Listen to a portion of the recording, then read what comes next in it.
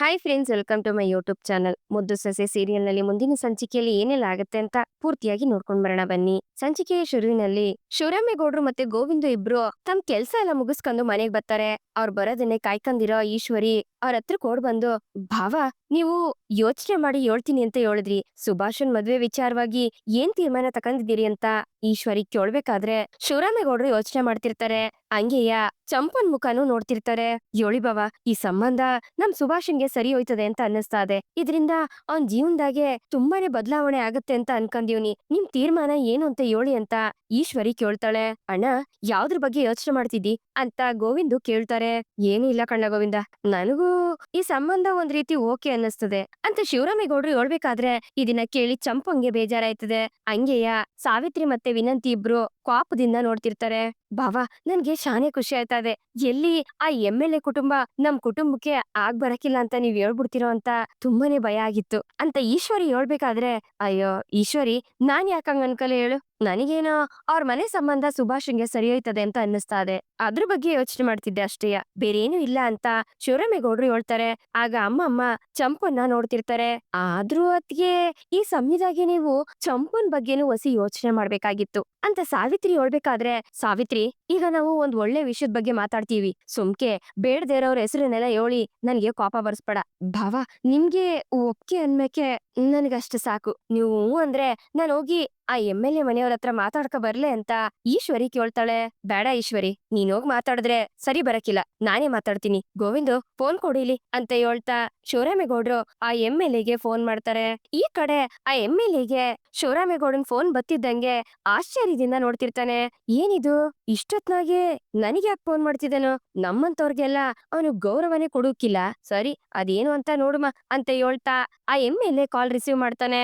ಗೌಡ್ರೆ, ಚೆನ್ನಾಗಿದ್ದೀರಾ ಅಂತ ಎಂ.ಎಲ್.ಎ ವಿಚಾರಿಸ್ಬೇಕಾದ್ರೆ, ಹೂ ಕಣಪ್ಪ, ನಾನ್ ಚೆನ್ನಾಗಿದ್ದೀನಿ, ನೀನ್ ಹೆಂಗಿದ್ಯಾ ಅಂತ ಶಿವರಾಮೇಗೌಡ್ರು ಕೇಳ್ತಿರ್ತಾರೆ. ಹ್ಞೂ ಗೌಡ್ರೆ, ನಾ ಚೆನ್ನಾಗಿದ್ದೀನಿ. ಅಲ್ಲ, ನೀವು ನನಗೆ ಫೋನ್ ಮಾಡಿದ್ರೋ ಅಥವಾ ಬೇರೆಯವ್ರಿಗೆ ಮಾಡಕ್ ಹೋಗಿ ನನಗೇನಾದ್ರೂ ಮಿಸ್ ಆಗ್ ಬಂತೋ ಅಂತ ಎಂ.ಎಲ್.ಎ ಕೇಳ್ಬೇಕಾದ್ರೆ, ಅಯ್ಯೋ ಹಂಗೇನಿಲ್ಲ, ಯಾಕೆ ಹಿಂಗ್ ಕೇಳ್ತಿದಿ, ಏಕೆ ನಾನ್ ಇದುವರೆಗೂ ನಿನ್ ಹತ್ರ ಮಾತಾಡೇ ಇಲ್ವೇ ಅಂತ ಶಿವರಾಮೇಗೌಡ್ರು ಹೇಳ್ದಾಗ, ಅದ್ ಹಂಗಲ್ಲ ಗೌಡ್ರೆ, ಏನಾದ್ರೂ ಮುಖ್ಯವಾದ ವಿಷಯ ಇದ್ರೆ ಮಾತ್ರ ನೀವು ಫೋನ್ ಮಾಡ್ತಿರಲ್ಲ, ಅದಕ್ಕೆ ಕೇಳ್ದೆ ಅಂತ ಆ ಎಂ.ಎಲ್.ಎ ಹೇಳ್ಬೇಕಾದ್ರೆ, ಹೌದು, ನಿಜಾನೇಯ ನಿನ್ ಮಾತು. ಈಗ ಒಂದು ಮುಖ್ಯವಾದ ವಿಷಯದ ಬಗ್ಗೆ ಮಾತಾಡ್ಬೇಕು ಅಂತ ಫೋನ್ ಮಾಡಿರೋದು. ಅವತ್ತು ನೀವು ನನ್ನನ್ನ ನೋಡಕ್ ಬಂದಾಗ ನಿಮ್ ಮಗಳಿಗೆ ಹುಡುಗ ಬೇಕು ಅಂತ ಹೇಳಿದ್ರಲ್ಲ, ಅದ್ರ ವಿಷಯವಾಗಿ ನಿಮ್ ಹತ್ರ ಮಾತಾಡ್ಬೇಕಾಗಿತ್ತು ಅಂತ ಶಿವರಾಮೇಗೌಡ್ರು ಹೇಳ್ದಾಗ, ಹೌದಾ ಗೌಡ್ರೆ, ಅದೇನು ಅಂತ ಹೇಳಿ ಅಂತ ಆ ಎಂ.ಎಲ್.ಎ ಕೇಳ್ತಾನೆ. ಆ ಗಂಡು ನಮ್ ಗೊತ್ತಿರೋ ಜಾಗದಾಗಲ್ಲ, ನಮ್ ಕುಟುಂಬದಲ್ಲೇ ಅವನೇ. ಹುಡುಗ ಬೇರೆ ಯಾರು ಅಲ್ಲ, ನನ್ ತಮ್ಮ ಗೋವಿಂದು ಅವನಲ್ಲ, ಅವನ್ ಮಗ ಸುಭಾಷ ಅಂತ ಶಿವರಾಮೇಗೌಡ್ರು ಹೇಳ್ತಿದ್ದಂಗೆ, ಹೌದಾ ಗೌಡ್ರೆ, ನಂಗ್ ತುಂಬಾನೇ ಖುಷಿ ಆಯ್ತಾ ಇದೆ. ಆದ್ರೆ ಈಗಾಗ್ಲೇ ಅವ್ರಿಗೆ ಮದ್ವೆ ಆಗಿತ್ತಲ್ವೇ ಅಂತ ಆ ಎಂ.ಎಲ್.ಎ ಕೇಳ್ಬೇಕಾದ್ರೆ, ಅದು ನಿಜನೇಯ, ಈಗಾಗ್ಲೇ ಅವನಿಗೆ ಮದ್ವೆ ಆಗಿತ್ತು. ಆದ್ರೆ ಅವ್ರಿಬ್ರು ಮಧ್ಯೆ ಹೊಂದಾಣಿಕೆ ಇಲ್ಲಿ ಇರ್ಲಿಲ್ಲ. ಅದಕ್ಕೆಯ ಅವ್ರಿಬ್ರು ದೂರ ದೂರ ಆಗವ್ರೆ. ಈಗ ನನ್ ತಮ್ಮನ್ ಹೆಂಡ್ರಿ ಇಬ್ರು ಮಗನ್ಗೆ ಒಂದ್ ಒಳ್ಳೆ ಜೀವನನ ಕೊಡಿಸ್ಬೇಕು ಅಂತ ಅಂತವ್ರೆ. ಅವತ್ತು ನೀನು ಬಂದಾಗ ಈ ಮಾತನ್ನ ಪ್ರಸ್ತಾಪ ಮಾಡಿದ್ದಲ್ಲ, ಅದಕ್ಕೆಯ ನಿನ್ ಹತ್ರ ಇದ್ರ ವಿಷಯವಾಗಿ ಮಾತಾಡ್ಬೋದೆ ಅಂತ ಕೇಳ್ತಾವ್ರೆ. ನಿನ್ಗೆ ಇದ್ರಲ್ಲಿ ಇಷ್ಟ ಇದೆಯೋ ಇಲ್ವೋ ಅದನ್ನ ತಿಳ್ಕೊಳ್ಬೇಕು ಅಂತ ಫೋನ್ ಮಾಡಿರೋದು ಅಂತ ಶಿವರಾಮೇಗೌಡ್ರು ಹೇಳ್ತಾರೆ. ಏನ್ ಹೇಳುದು, ಅಂತ ದೊಡ್ಡ ಮನೆಯಿಂದ ನಮ್ಗೆ ಸಂಬಂಧ ಬಂದದೆ, ನಾವ್ ಯಾಕೆ ಬೇಡ ಅನ್ನೋದು? ಮಂತ್ರಿಗಳ ಮನೆಗೆ ಹೆಣ್ ಕೊಟ್ರೆ ನಾಳೆ ದಿವ್ಸ ನಾನು ಮಂತ್ರಿ ಆಗೋ ಸಾಧ್ಯತೆ ಇರ್ತದಲ್ವೇ?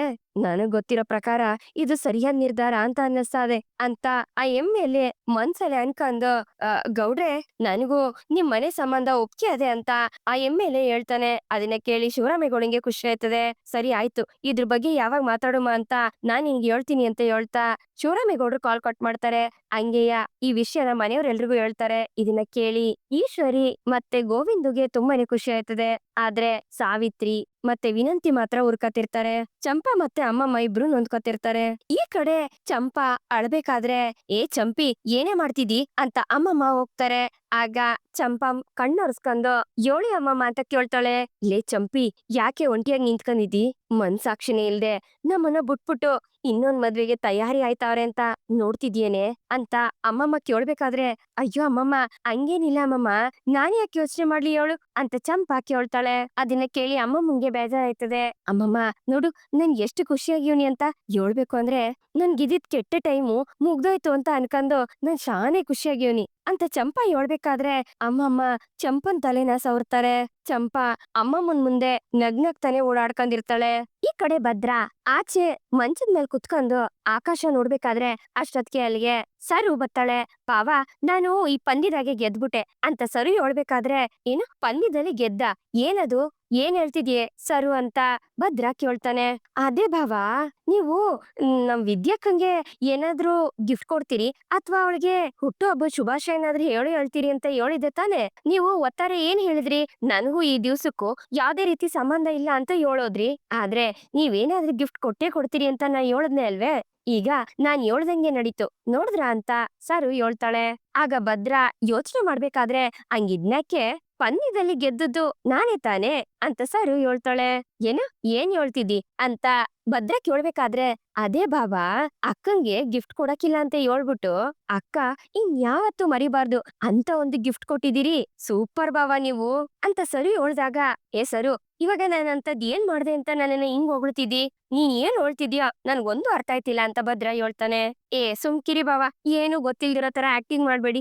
ಈಗ ತಾನೇ ಆಶ್ರಮದಿಂದ ಫೋನ್ ಮಾಡಿದ್ರು. ಅವರೇ ಹೇಳಿದ್ರು ಆಶ್ರಮದಲ್ಲಿರೋ ಮಕ್ಳುಗಳಿಗೆ 3 ಟೈಮ್ ಊಟ ಹಾಕಕ್ಕೆ ಅಂತ ಭದ್ರೇಗೌಡ್ರೆ ಸ್ಪಾನ್ಸರ್ ಮಾಡವ್ರೆ ಅಂತ ಹೇಳ್ತಿದ್ರು. ಅದಕ್ಕೆಯ ನಮ್ಮ ಆಶ್ರಮದಲ್ಲಿರೋ ಮಕ್ಳುಗಳು ಕೊನೆ ಊಟ ಮಾಡ್ಬೇಕಾದ್ರೆ ಅವತ್ತಿನ ದಿವಸ ಯಾರು ಸ್ಪಾನ್ಸರ್ ಮಾಡಿರ್ತಾರ, ಯಾರು ಹುಟ್ಟದಬ್ಬಕ್ಕೋಸ್ಕರ ಅಂತ ಸ್ಪಾನ್ಸರ್ ಮಾಡಿರ್ತಾರ ಅವ್ರಿಗೆ ವಿಶ್ ಮಾಡ್ತಾರಂತೆ. ಇವಾಗ ತಾನೇ ಅಕ್ಕಂಗೆ ಫೋನ್ ಮಾಡಿ ಅಕ್ಕನ ಹೆಸರಾಗೆ ದೇವ್ರ ಹತ್ರ ಪ್ರಾರ್ಥನೆ ಮಾಡಿ ಅಕ್ಕಂಗೆ ವಿಶ್ ಕೂಡ ಹೇಳಿದ್ರು. ಅಕ್ಕ ಎಷ್ಟು ಖುಷಿ ಪಟ್ಲು ಗೊತ್ತೇ, ತುಂಬಾ ಎಮೋಷನಲ್ ಆಗ್ಬಿಟ್ಲು ಅಂತ ಸರಿ ಹೇಳ್ಬೇಕಾದ್ರೆ ಭದ್ರ ನಿನ್ನೆ ರಾತ್ರಿ ನಡೆದಿದ್ ವಿಷಯನ ನೆನ್ಪಿಸ್ಕೊತಾನೆ. ಆಗ ಆ ಆಶ್ರಮದವರು ಭದ್ರಂಗೆ ಫೋನ್ ಮಾಡಿ, ನಾಳೆ ನಿಮ್ ಹೆಂಡತಿ ವಿದ್ಯನ್ ಹುಟ್ಟುತ್ತಬ್ಬ, ಹೋದ್ ವರ್ಷ ನೀವೇ ಮಕ್ಳಿಗೆಲ್ಲ ಸ್ಪಾನ್ಸರ್ಶಿಪ್ ಕೊಟ್ಟಿದ್ರಿ ಊಟಕ್ಕೆ ಅಂತ.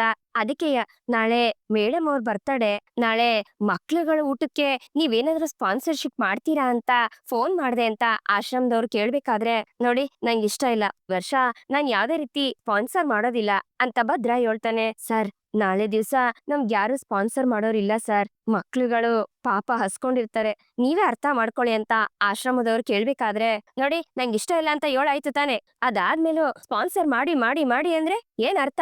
ನನ್ಗಿಷ್ಟ ಇಲ್ಲ, ಫೋನ್ ಇಡ್ರಿ ಅಂತ ಹೇಳ್ತಾ ಭದ್ರ ಕೋಪ ಮಾಡ್ಕೊಂಡು ಫೋನ್ ಇಡ್ತಾನೆ. ಹಂಗೆಯ ಅವ್ನ್ ಪಾಡ್ಗವನು ಊಟ ಮಾಡ್ತಿರ್ತಾನೆ. ಆಗ ಇದ್ದಕ್ಕಿದ್ದಂಗೆ ಆ ಮಕ್ಳಿಗೆ 3 ಹೊತ್ತು ಊಟ ಸಿಕ್ಕಿದ್ರೆ ನಿಮ್ಗೆ ಪುಣ್ಯ ಬರುತ್ತೆ ಅಂತ ಆ ಆಶ್ರಮದವರು ಹೇಳಿದ್ದು ಭದ್ರಂಗೆ ನೆನ್ಪಾಯ್ತದೆ. ಆಗ ಅವನ್ ಮನ್ಸ್ಗೆ ಒಂದ್ ರೀತಿ ಬೇಜಾರಾಗಿ ಮತ್ತೆ ಆ ಆಶ್ರಮದವ್ರಿಗೆ ಫೋನ್ ಮಾಡ್ತಾನೆ. ಹಂಗೆಯ 3 ಹೊತ್ತು ಊಟಕ್ಕೆ ಅಂದ್ರೆ ಒಂದ್ ದಿವ್ಸದ ಊಟಕ್ಕೆ ಎಷ್ಟ್ ಖರ್ಚಾಗುತ್ತೋ ಅದನ್ನ ನಾನು ಕೊಡ್ತೀನಿ ಅಂತ ಭದ್ರ ಒಪ್ಕೋತಾನೆ. ಆಗ ಆ ಆಶ್ರಮದವರು ಒಂದ್ 8,000ದಿಂದ 10,000 ರೂಪಾಯಿ ಆಗ್ಬೋದು ಅಂತ ಹೇಳಿದಾಗ, ಅಷ್ಟೇ ತಾನೇ ನಾನು ಕೊಡ್ತೀನಿ ಅಂತ ಭದ್ರ ಒಪ್ಕೋತಾನೆ. ತುಂಬಾ ಥ್ಯಾಂಕ್ಸ್ ಸರ್ ಅಂತ ಹೇಳ್ತಾ ಆಶ್ರಮದವರು ಭದ್ರಂಗೆ ಹೊಗಳ್ತಾರೆ. ಸರಿ ಆಯ್ತು ಅಂತ ಹೇಳ್ತಾ ಭದ್ರ ಕಾಲ್ ಕಟ್ ಮಾಡ್ತಾನೆ. ಭಾವ, ಸೂಪರ್ ಭಾವ, ನೀವ್ ಇಂತ ಒಂದು ಗಿಫ್ಟ್ ಕೊಡ್ತೀರಾ ಅಂತ ನಾನು ಅನ್ಕಂದೇ ಇರ್ಲಿಲ್ಲ ಅಂತ ಸರು ಹೇಳ್ದಾಗ, ಸರು, ನಾನು ಮಕ್ಳಿಗೆ ಊಟ ಸಿಗ್ಲಿ ಅಂತ ಹಂಗ್ ಮಾಡದ್ದು ಅಂತ ಭದ್ರ ಹೇಳ್ತಾನೆ. ಯಾವ್ದೋ ಒಂದು ಏನು ಮಕ್ಳುಗಳಿಗೆ ಊಟ ಸಿಗ್ಲಿ ಅಂತ ಅನ್ಬಿಟ್ಟು ನೀವು ವರ್ಷ ಪೂರ್ತಿ ಊಟ ಹಾಕ್ಸಿರಾ? ಇಲ್ಲ ತಾನೇ, ಇವತ್ತು ಅಕ್ಕನ ಹುಟ್ಟದಬ್ಬ ಅಂತ ತಾನೇ ನೀವು ಸ್ಪಾನ್ಸರ್ ಮಾಡಿರೋದು. ಅದು ಸಾಕು ಬಾವಾ, ನಿಮ್ ವಿಶಸ್ಸು ನಿಮ್ ಗಿಫ್ಟು ಎರಡು ಅಕ್ಕನ ಬಂದು ತಲುಪಾಯ್ತು. ನನ್ ಜೀವನದಾಗೆ ನನ್ಗೆ ಇದಕ್ಕಿಂತ ಬೆಸ್ಟ್ ಗಿಫ್ಟ್ ನ ಯಾರು ಕೊಟ್ಟಿಲ್ಲ ಅಂತ ಅಕ್ಕ ಹಂಗೆ ಖುಷಿ ಕಣ್ಣೀರಾಗ್ತಿದ್ಲು. ನನಗ್ ಗೊತ್ತು ಭಾವ, ನೀವ್ ಯಾವತ್ತೂ ಬದ್ಲಾಗಕ್ಕಿಲ್ಲ, ನಮ್ ಭಾವ ಅಂದ್ರೆ ನಮ್ ಭಾವನೆಯ ಅಂತ ಹೇಳ್ತಾ ಖುಷಿ ಪಡ್ತಾ ಸಾರು ಅಲ್ಲಿಂದ ಹೋಯ್ತಾಳೆ. ಭದ್ರ ಏನು ಹೇಳೋಕಾಗ್ದೆ ಹಂಗೆಯ ಯೋಚನೆ ಮಾಡ್ತಿರ್ತಾನೆ.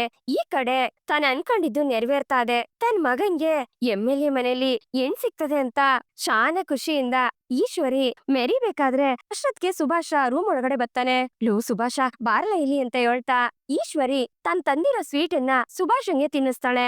ಅವ, ಏನವ ಇಷ್ಟೊಂದ್ ಖುಷಿಯಾಗಿದ್ದಿ, ಏನ್ ಸಮಾಚಾರ ಅಂತ ಸುಭಾಷ ಕೇಳ್ಬೇಕಾದ್ರೆ, ಲೋ ಸುಭಾಷ, ನಿಮ್ ದೊಡ್ಡಪ್ಪ ಆ MLA ಮನೆ ಹುಡ್ಗಿನ ನಿನ್ಗೆ ಮದ್ವೆ ಮಾಡ್ಸಿಕ್ಕೆ ಒಪ್ಪಿಸ್ಬಿಟ್ರು ಕಣ್ಲಾ. ಆ ಹುಡ್ಗಿ ಅಪ್ಪನು ಈ ಮದ್ವೆಗೆ ಒಪ್ಕೊಂಬಿಟ್ಟ ಅಂತ ಹೇಳ್ತಾ ಈಶ್ವರಿ ಖುಷಿ ಪಡ್ತಿರ್ತಾಳೆ. ಹೌದೇನವ ಅಂತ ಸುಭಾಷ ಕೇಳ್ಬೇಕಾದ್ರೆ, ಹೂ ಕಣ್ಲಾ, ಈ ವಾರದಾಗೆ ಹುಡ್ಗಿನ ಕರ್ಕೊಂಡು ಅವ್ರು ಮನೆಗ್ ಬರ್ತಾರಂತೆ. ಅಯ್ಯೋ ನನ್ ಬಂಗಾರ, ನೋಡ್ಲಾ, ಇದೆಲ್ಲ ಆದ್ಮೇಕೆ ನೀನು ಮುಂಚಿನ ತರ ಇರ್ಬಾರ್ದು.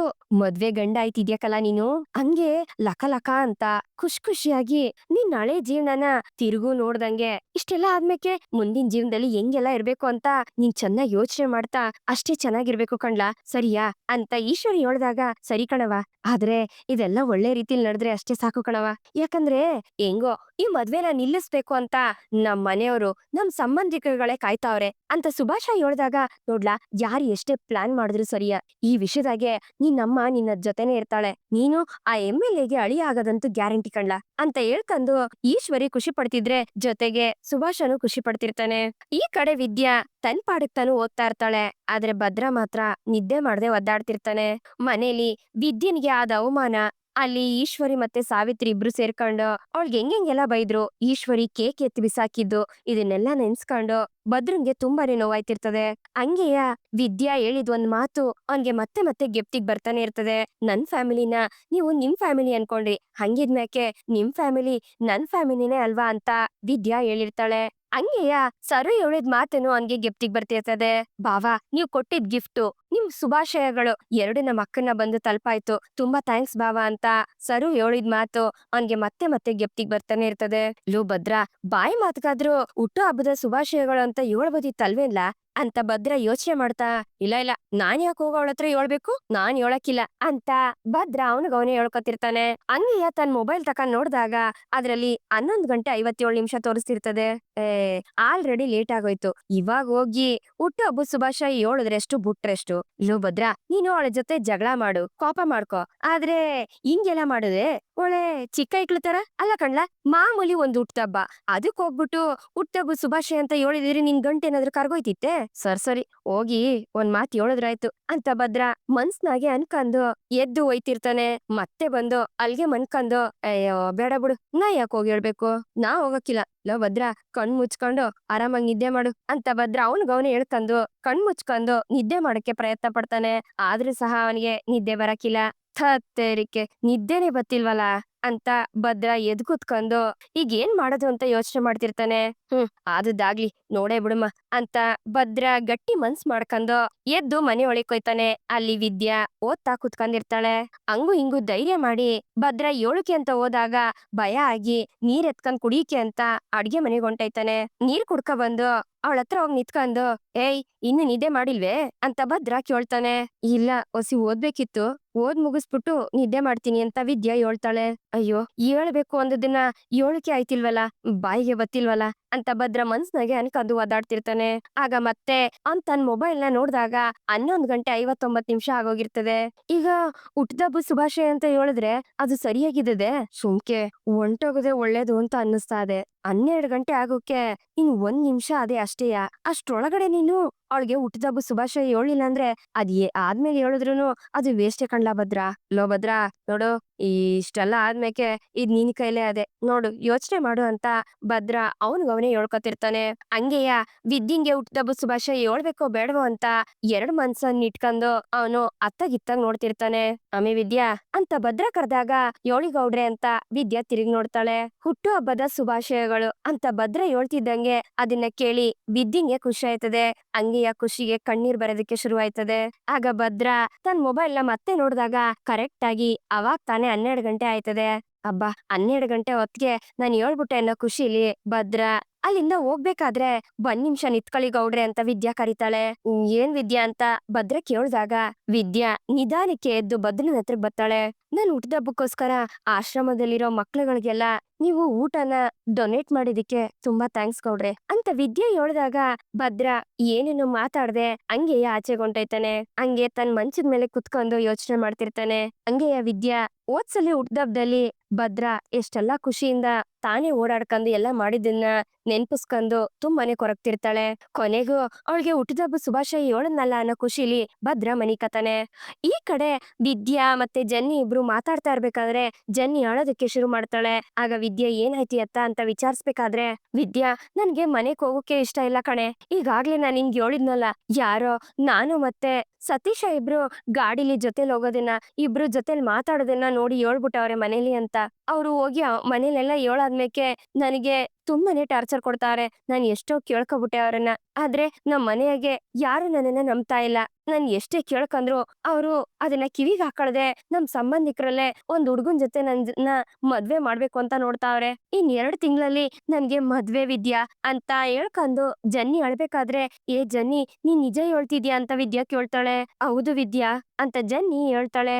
ಇಷ್ಟೆಲ್ಲ ಆದ್ಮೇಕೆ ನೀನು ಸತೀಶ್ ಅಣ್ಣನ ನೋಡ್ದ ಅಂತ ವಿದ್ಯಾ ಕೇಳ್ದಾಗ ಇಲ್ಲ ಅಂತ ಜನ್ನಿ ಹೇಳ್ತಾಳೆ. ಯಾಕೆ ಅಂತ ವಿದ್ಯೆ ಕೇಳ್ಬೇಕಾದ್ರೆ ನಾವು ಕ್ಯಾಂಪ್ ಹೋಗೋಕ್ಕೂ ಮುಂಚೆ ಅವ್ರನ್ನ ನೋಡಿದ್ದು. ಅದಾದ್ಮೇಲೆ ನಾನ್ ಮನೆಗ್ ಹೋಗಿದ ತಕ್ಷಣ ನನ್ ಫೋನ್ನ ಕಿತ್ಕೊಬಿಟ್ರು ಅವ್ರು. ಅದಕ್ಕೆ ನಾನು ಫೋನ್ ಯೂಸ್ ಮಾಡಿ ಸತೀಶನ್ ಹತ್ರ ಮಾತಾಡಕ್ಕೂ ಆಗ್ಲಿಲ್ಲ. ನಮ್ಮ ಅಪ್ಪ ಅಮ್ಮ ತುಂಬಾನೇ ಸ್ಟ್ರಿಕ್ಟ್ ಮಾಡಿಕ್ಬಿಟ್ಟಾರೆ. ಈಗ ಕಾಲೇಜ್ ಕಳ್ಸಕ್ಕೂ ಕಾರಲ್ಲೇ ಬಂದು ಡ್ರಾಪ್ ಮಾಡ್ತಾರೆ. ಇಲ್ಲೇ ವೆಯ್ಟ್ ಮಾಡಿದ್ದು ನನ್ನನ್ನ ಮನೆ ಕರ್ಕಬಾ ಅಂತ ಕಾರ್ ಡ್ರೈವರ್ಗೂ ಹೇಳ್ಬಿಟ್ಟಾರೆ. ಅಲ್ ನೋಡಲ್ಲಿ ಆ ಕಾರ್ ಒರೆಸ್ತಾವನಲ್ಲ, ಅವನು ನಮ್ಮನ್ನೇ ನೋಡ್ತಾವನೆ ನೋಡು. ಅವನು ಬರೀ ಡ್ರೈವರ್ ಅಷ್ಟೇ ಅಲ್ಲ, ನಾನ್ ಏನ್ ಮಾಡ್ತೀನಿ ಅತ್ತ ಅಂತ ಎಲ್ಲಾ ಸುದ್ದಿನೂ ನಮ್ಮ ಅಪ್ಪ ನಮ್ಮ ಅವ್ವಂಗೆ ಕಳಿಸ್ತಾನೆ. ಅದಕ್ಕೆಯ ನಾನು ಕಾಲೇಜಲ್ಲೂ ಸತೀಶನ್ ಹತ್ರ ಮಾತಾಡಕ್ ಆಯ್ತಿಲ್ಲ. ನಿನಗೂ ಆ ಹುಡುಗನ್ಗೂ ಮದ್ವೆ ಆಗಕ್ಕೆ ಸಾಧ್ಯನೇ ಇಲ್ಲ. ನಾವು ಬೇರೆ ಜಾತಿ, ಅವ್ರು ಬೇರೆ ಜಾತಿ ಅಂತ ಅವನ್ನ ಮರ್ತ್ಬಿಟ್ಟು ನಾವ್ ನೋಡಿರೋ ಹುಡುಗನ್ನ ಮದ್ವೆ ಆಗೋ ಅಂತ ನಮ್ಮಪ್ಪ ತುಂಬಾನೇ ಬಲವಂತ ಮಾಡ್ತಿದ್ದಾರೆ. ಖಂಡಿತ ಹೇಳ್ತೀನಿ ವಿದ್ಯಾ, ನಾನ್ ಯಾವ್ದೇ ಕಾರಣಕ್ಕೂ ಸತೀಶನ್ನ ಯಾಮಾರ್ಸೋದಿಲ್ಲ. ನಾನ್ ಸತೀಶನ್ನ ನಿಜವಾಗ್ಲೂ ಪ್ರೀತಿ ಮಾಡ್ತಿದೀನಿ. ಯಾವ್ದೇ ಕಾರಣಕ್ಕೂ ಅವನನ್ನ ಯಾಮಾರ್ಸಕ್ಕಿಲ್ಲ ಅಂತ ಹೇಳ್ಕೊಂಡು ಜೆನ್ನಿ ಅಳ್ತಿರ್ತಾಳೆ. ಜೆನ್ನಿ, ನೀ ಹೇಳ್ತಿರೋದು ನನ್ಗೆ ಅರ್ಥ ಆಯ್ತಾ ಇದೆ. ನೀನ್ ಯಾವ್ದಕ್ಕೂ ಭಯ ಪಡ್ಬೇಡ. ಹೊಸಿ ದಿವ್ಸ ಸ್ವಲ್ಪ ಸಮಾಧಾನ ತಕ, ಎಲ್ಲ ಸರಿ ಹೋಯ್ತದೆ ಅಂತ ವಿದ್ಯಾ ಹೇಳ್ತಿರ್ತಾಳೆ. ಇಲ್ಲ ವಿದ್ಯಾ, ನಂಗೆ ತುಂಬಾನೇ ನೋವಾಯ್ತಾ ಇದೆ ಅಂತ ಹೇಳ್ಕೊಂಡು ಜನ್ನಿ ಅಳ್ತಿರ್ತಾಳೆ. ಇದನ್ನೆಲ್ಲ ಜನ್ನಿ ಅಪ್ಪ ಕಳ್ಸಿರೋ ಹುಡುಗ ಇವ್ರನ್ನೇ ನೋಡ್ತಾ ಇರ್ತಾನೆ. ನೋಡು ಜನ್ನಿ, ಅವನು ನಿನ್ನೆ ನೋಡ್ತಿದ್ದಾನೆ, ಸುಮ್ಕೆಯ ನಿನ್ ಕಣ್ಣು ಒರ್ಸ್ಕೊ ಅಂತ ವಿದ್ಯಾ ಹೇಳ್ತಾಳೆ. ಆಗ ಜನ್ನಿ ತನ್ ಕಣ್ಣೀರನ್ನ ಒರ್ಸ್ಕೊತಾಳೆ. ಈ ಕಡೆ ಶಿವರಾಮೇಗೌಡ್ರು ಮತ್ತೆ ಗೋವಿಂದು ಇಬ್ರು ಲೆಕ್ಕಪತ್ರ ನೋಡ್ಬೇಕಾದ್ರೆ ಅಷ್ಟೊತ್ಗೆ ಅಮ್ಮನು ಅವ್ರ ಜೊತೆನೆ ಕುತ್ಕೊಂಡಿರ್ತಾರೆ. ಆಗ ಚಂಪಾ ಬ್ಯಾಗ್ ಸಮೇತ ಅಲ್ಲಿಗ್ ಬರ್ತಾಳೆ. ಈ ಚಂಪಿ ಯಾಕೆ ಬ್ಯಾಗ್ ಎತ್ಕೊ ಬತ್ತಿದ್ದಾಳು ಅಂತ ಅಮ್ಮಮ್ಮ ಮನ್ಸ್ನಾಗೆ ಅನ್ಕತಿರ್ತಾರೆ. ಆಗ ಶಿವರಾಮೇಗೌಡ್ರು ಮತ್ತೆ ಗೋವಿಂದನು ನೋಡ್ತಾರೆ. ಅಷ್ಟೊತ್ಗೆ ಸಾವಿತ್ರಿ ವಿನಂತಿ ಏನ್ ಇವ್ಳು ಬ್ಯಾಗ್ ಎತ್ಕೊ ಬಂದವಳೆ ಅಂತ ಅಲ್ಗೆ ಬರ್ತಾರೆ. ಅವ್ವ, ಏನವ ಇದು ಬ್ಯಾಗ್ ಎಲ್ಲ ಎತ್ಕೊ ಬಂದವಳೆ ಅಂತ ವಿನಂತಿ ಕೇಳ್ಬೇಕಾದ್ರೆ, ಏಯ್ ಮೊದ್ಲು ಹೋಗಿ ನಿಮ್ ಅತ್ತೆ ಕರ್ಕ ಬರೋಗೆ ಅಂತ ಸಾವಿತ್ರಿ ಹೇಳ್ತಾಳೆ. ಯಾರು, ಈಶ್ವರಿ ಅತ್ತೆನಾ ಅಂತ ವಿನಂತಿ ಕೇಳ್ಬೇಕಾದ್ರೆ, ಹೂ ಕಣೆ, ಮೊದ್ಲು ಹೋಗಿ ಕರ್ಕ ಬರೋಗು ಬೇಗ ಅಂತ ಹೇಳಿ ಸಾವಿತ್ರಿ ವಿನಂತಿನ ಕಳಿಸ್ತಾಳೆ. ಸರಿ ಕಣವ ಅಂತ ಹೇಳ್ತಾ ವಿನಂತಿ ಓಡೋಡೋಗಿ ಈಶ್ವರಿನ ಕರೀತಾಳೆ. ಅವ ಚಂಪಾ, ಏನಿದು ಬ್ಯಾಗ್ ಎತ್ಕ ಬಂದಿದ್ದಿ ಅಂತ ಗೋವಿಂದು ಕೇಳ್ತಿರ್ತಾರೆ. ಯಾಕವ, ಊರ್ಗೆಲ್ಲಾದ್ರೂ ಹೋಗ್ಬೇಕೆ, ಮನೇಲೇನಾದ್ರೂ ಜಾತ್ರೆ ಗೀತ್ರೆ ಅದೇ ಅಂತ ನಿನ್ನ ಕರ್ದಿದಾರೆ ಅಂತ ಶಿವರಾಮೇಗೌಡ್ರು ಕೇಳ್ತಾರೆ. ಏ ಚಂಪಿ, ಎಲ್ರು ಕೇಳ್ತಾವ್ರೆ ತಾನೆ, ಉತ್ತರ ಕೊಡೆ ಅಂತ ಅಮ್ಮಮ್ಮ ಹೇಳ್ತಿರ್ತಾರೆ. ಅಷ್ಟೊತ್ಗೆ ಈಶ್ವರಿನ ಕರ್ಕಂದು ವಿನಂತಿ ಅಲ್ಲಿಗ್ ಬರ್ತಾಳೆ. ಇಲ್ಲ ಮಾವಯ್ಯ, ನಾನು ಊರ್ಗ್ ಹೋಗ್ಬೇಕು ಅಂತ ತೀರ್ಮಾನ ಮಾಡಿವ್ನಿ ಅಂತ ಚಂಪಾ ಹೇಳ್ಬೇಕಾದ್ರೆ ಅದನ್ನ ಕೇಳಿ ಎಲ್ರಿಗೂ ಶಾಕ್ ಆಯ್ತದೆ. ಇದನ್ನ ಕೇಳಿ ಈಶ್ವರಿಗೆ ತುಂಬಾನೇ ಖುಷಿ ಆಯ್ತದೆ. ಯಾಕವ ಊರ್ಗ್ ಹೋಗ್ಬೇಕು ಅಂತ ಡಿಸೈಡ್ ಮಾಡಿದಿ ಅಂತ ಶಿವರಾಮೇಗೌಡ್ರು ಕೇಳ್ಬೇಕಾದ್ರೆ, ಇಲ್ಲ ಮಾವಯ್ಯ, ಇನ್ಮ್ಯಾಕೆ ಈ ಮನೇಲಿದ್ದು ನಾ ಏನ್ ಮಾಡಾನೆ ಹೇಳಿ, ಅದಕ್ಕೆಯ ಊರ್ಗೋಗಿ ನನ್ ಅಪ್ಪಯ್ಯನ್ ಜೊತೆ ವ್ಯವಸಾಯ ಮಾಡುಮ ಅಂತ ಅನ್ಕೊಂಡೀವ್ನಿ ಅಂತ ಚಂಪಾ ಹೇಳ್ತಾಳೆ. ದಿಢೀರ್ ಅಂತ ಊರ್ಗೋಗು ಅಂತ ನಿರ್ಧಾರ ನೀನ್ ಯಾಕವ ಮಾಡ್ದೆ ಅಂತ ಶಿವರಾಮೇಗೌಡ್ರು ಕೇಳ್ಬೇಕಾದ್ರೆ, ಅಣ್ಣ ಇದ್ರಲ್ಲಿ ಕಾರಣ ಏನು ಅಂತ ಕೇಳ್ತಿದ್ಯಲ್ಲ ನೀನು. ಅವಳು ಸುಭಾಷನ್ ಕೂಡ ಜೀವನ ಮಾಡಕ್ ಆಗಕ್ಕಿಲ್ಲ, ನನ್ಗೆ ಬಿಚ್ಛೇದ್ನ ಕೊಡ್ಸಿ ಅಂತ ಹೇಳಿದ್ಲು. ಅದಕ್ಕೆ ತನ್ ತಾಳಿನೂ ತೆಗೆದ್ಕೊಟ್ಬಿಟ್ಲು. ನೀವು ಅದಕ್ಕೆ ಸರಿ ಅಂತ ಹೇಳಿದ್ರಿ. ಈಗ ಸುಭಾಷನ್ಗೆ ಇನ್ನೊಂದ್ ಮದ್ವೆ ಬೇರೆ ಮಾಡಕ್ ಹೋಯ್ತಿದಿರಿ. ಈಗ ಆ ಹುಡ್ಗಿ ಮದ್ವೆ ಆದ್ಮೇಕೆ ಈ ಮನೆಗ್ ಬರ್ತಾಳೆ. ಹಂಗಿದ್ಮ್ಯಾಕೆ ನಾನ್ ಯಾಕೆ ಈ ಮನೇಲಿ ಇರ್ಬೇಕು ಅಂತ ಇವಳು ಕೇಳ್ತಾವಳೆ. ಅಲ್ವೇನೆ ಚಂಪಾ ಅಂತ ಈಶ್ವರಿ ಹೇಳ್ದಾಗ, ಹೌದು ಮಾವಯ್ಯ, ನೀವು ಒಪ್ಪಿಗೆ ಕೊಟ್ರೆ ನಾನು ಊರ್ಗೋಯ್ತೀನಿ ಅಂತ ಚಂಪಾ ಕೇಳ್ಕೋಬೇಕಾದ್ರೆ ಶಿವರಾಮೇಗೌಡ್ರು ಚಂಪನ್ನೇ ನೋಡ್ತಿರ್ತಾರೆ. ಮನೆಯವ್ರೆಲ್ರು ಶಿವರಾಮೇಗೌಡ್ರು ಚಂಪನ ಮನೇಲೆ ಇರ್ಸ್ಕತಾರ ಅಥವಾ ಊರು ಕಳಿಸ್ಬಿಡ್ತಾರ ಅಂತ ಅವ್ರ ಉತ್ತರಕ್ಕೋಸ್ಕರನೇ ಕಾಯ್ತಿರ್ತಾರೆ. ಹಂಗೆಯೇ ಈಶ್ವರಿ ಕೂಡ ಬಾವ ಒಳ್ಳೆ ನಿರ್ಧಾರ ತಕತಾರೆ ಅಂತ ಅನ್ಕಂದೀವ್ನಿ ಅಂತ ಶಿವರಾಮೇಗೌಡನ್ನೇ ನೋಡ್ತಿರ್ತಾಳೆ. ಇಲ್ಲಿಗೆ ಈ ಒಂದು ಎಪಿಸೋಡ್ ಮುಗಿಯುತ್ತೆ. ಮತ್ತೆ ಇಂಟ್ರೆಸ್ಟಿಂಗ್ ಎಪಿಸೋಡ್ ನೊಂದಿಗೆ ನೀ ಮುಂದೆ ಬರ್ತೀನಿ.